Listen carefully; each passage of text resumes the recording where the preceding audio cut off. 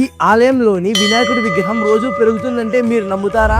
Yes, ఇది నిజం. ఈ అద్భుతం వెనక ఉన్న రహస్యం ఏంటో తెలుసుకోవాలనుకుంటే ఈ వీడియో ఎన్ని వరకు చూడండి.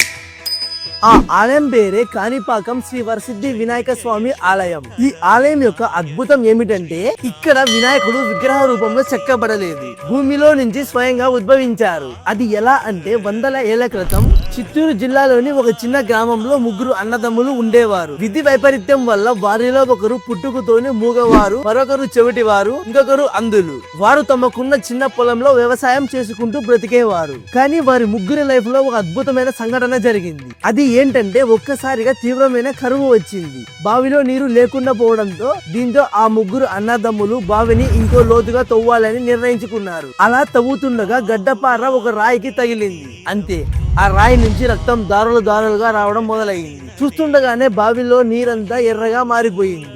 ఆ రక్తం కలిసిన నీరు తగలగానే ఆ ముగ్గురు అన్నదమ్ములు వైకల్యం మాయమైపోయాయి.